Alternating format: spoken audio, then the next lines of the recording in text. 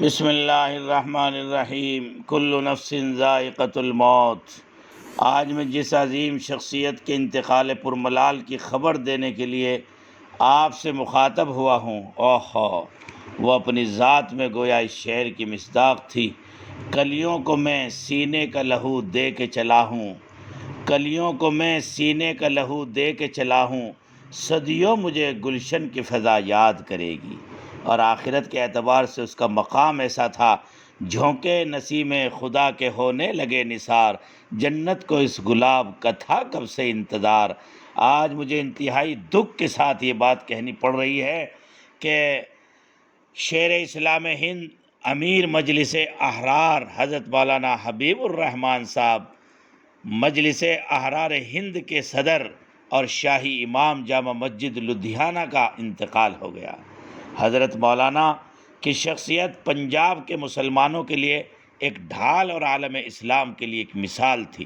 اللہ تعالی مرحوم کی کامل مغفرت فرما کر جنت میں اعلیٰ مقام عطا فرمائے۔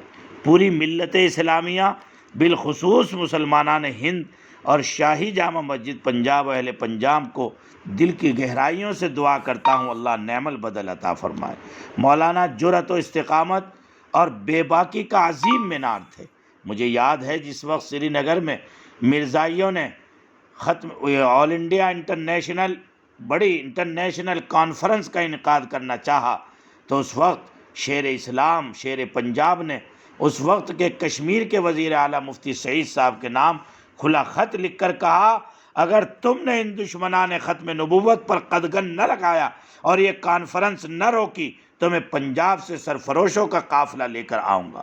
مجھے ان سے بڑے قریب ہو کر اور ان کی صحبت میں رہنے کے دارالعلوم اشرفیہ میں دیوبند میں حاضری، اور جس وقت ان کا خطاب تھا، ایک ایک لفظ اپنے وقت کے باطل کو للکار رہا تھا۔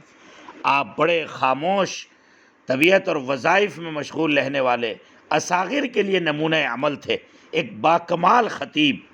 آئے ہائے، حشر تک تیرا نام یاد کرے گی دنیا، تیری خدمات پہ تا حشر مرے گی دنیا۔ خدمت دین تو گویا ان کا وظیفہ تھا۔ وہ بڑی خوبیوں کے مالک تھے، امتثال اور استقامت کی اعلیٰ مثال تھے۔